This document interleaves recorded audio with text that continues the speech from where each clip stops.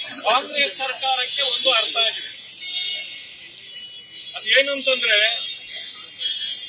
ಯಾರು ನಮ್ಮ ಬ್ರದರ್ಸ್ ಅಂತ ಹೇಳ್ಕೊಂಡ್ರು, ಯಾರು ಬಾಂಬ್ಗಳಿಡ್ತಾರೋ, ಯಾರು ಉಗ್ರವಾದಿತನವನ್ನ ಪ್ರದರ್ಶನ ಮಾಡ್ತಾರೋ, ಚಟುವಟಿಕೆಗಳನ್ನು ಮಾಡ್ತಾರೋ, ಅವರಿಗೆ ಜೈಲು ಒಳಗಡೆ ಅಲ್ಲದೆ ಹೊರಗಡೆ ಸೇಫ್ ಅಲ್ಲ ಅನ್ನೋ ತೀರ್ಮಾನಕ್ಕೆ ಈ ಸರ್ಕಾರ ಬಂದಿದೆ. ಯಾಕೆಂದ್ರೆ ಅವರು ಬೇಕು ಅವರಿಗೆ.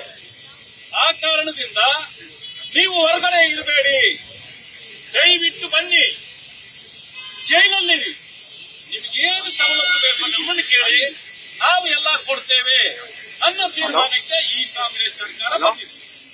ಆ ಕಾರಣದಿಂದ ಅವರಿಗೆ ಇವತ್ತು ಎಲ್ಲಾ ಸವಲತ್ತುಗಳನ್ನ ಕೊಡ್ತಕ್ಕಂತ ಕೆಲಸವನ್ನ ಈ ಸರ್ಕಾರ ಮಾಡ್ತಾ ಇದೆ. ಅವರಿಗೆ ಅದರ ಅವಶ್ಯಕತೆ ಇದೆ. ಯಾಕೆ ಅಂತಂದ್ರೆ, ಈ ದೇಶ ಇದು ನಮ್ಮ ದೇಶ ಅನ್ನೋರ ಪರವಾಗಿ ಅವರಿಲ್ಲ. ಈ ದೇಶವನ್ನ ನಾವು ಛಿದ್ರ ಮಾಡ್ತೇವೆ ಅನ್ನೋರ ಪರವಾಗಿ ಇವತ್ತು ಕಾಂಗ್ರೆಸ್ ಪಕ್ಷ ನಿಂತಿದೆ. ಆ ಕಾರಣದಿಂದ ಇವತ್ತು ಅಟ್ಟಹಾಸ ನಡೀತಾ ಇದೆ. ರಾಜ್ಯದಲ್ಲಿ ಕೊಲೆಗಳು, ಸುಲಿಗೆಗಳು, ಅತ್ಯಾಚಾರ ಮುಂತಾದ ಅನೇಕ ಚಟುವಟಿಕೆಗಳು, ಕ್ರಿಮಿನಲ್ ಚಟುವಟಿಕೆಗಳು ನಡೀತಾ ಇದೆ. ಇದನ್ನ ಯಾರು ನೀವು ಸರ್ಕಾರವನ್ನ ಪ್ರಶ್ನೆ ಮಾಡಿದ್ರೆ ಉತ್ತರ ಕೊಡೋದಿಲ್ಲ. ಒಂದು ಮಾತನ್ನು ತಿಳ್ಕೊಳ್ಬೇಕು. ಡಾಕ್ಟರ್ ಬಾಬಾ ಸಾಹೇಬ್ ಅಂಬೇಡ್ಕರ್ ಅವರು ಒಂದು ಮಾತನ್ನು ಹೇಳ್ತಾರೆ, ಯಾವತ್ತು ಕಾಂಗ್ರೆಸ್ ಈ ನೆಲದಿಂದ ಸತ್ತು ಹೋಗುತ್ತೋ ಆವತ್ತು ಈ ದೇಶಕ್ಕೆ ಪ್ರಜಾಪ್ರಭುತ್ವ ಬರ್ತದೆ. ಅಲ್ಲಿವರೆಗೂ ಪ್ರಜಾಪ್ರಭುತ್ವ ಇಲ್ಲ ಅಂತಕ್ಕಂಥ ಮಾತನ್ನ ಅವರು ಅವತ್ತೇ ಹೇಳಿದ್ದಾರೆ. ಅದಕ್ಕೆ ಇವತ್ತಿಗೂ ಕೂಡ ಕಾಂಗ್ರೆಸ್ ಪಕ್ಷ ಪ್ರಜಾಪ್ರಭುತ್ವಕ್ಕೆ ಬೆಲೆ ಕೊಡೋದಿಲ್ಲ, ಗೌರವ ಕೊಡೋದಿಲ್ಲ. ಈ ರೀತಿ ಅವ್ರು ನಡ್ಕೊಳ್ತಿದ್ದಾರೆ.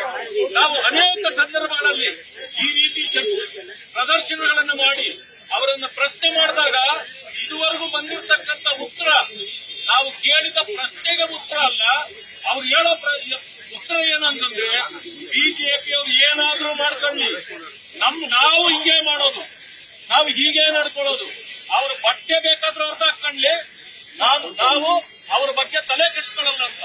ಅಂದ್ರೆ ಇಂತಹ ಒಂದು ಕಟುಕ ಒಣಗೇಡಿ ಸರ್ಕಾರವನ್ನ ಯಾವತ್ತೂ ನಾವು ನೋಡಿರ್ಲಿಕ್ಕೆ ಸಾಧ್ಯ ಇಲ್ಲ. ಭ್ರಷ್ಟಾಚಾರದಲ್ಲಿ ಸಂಪೂರ್ಣವಾಗಿ ಮುಳುಗಿದೆ.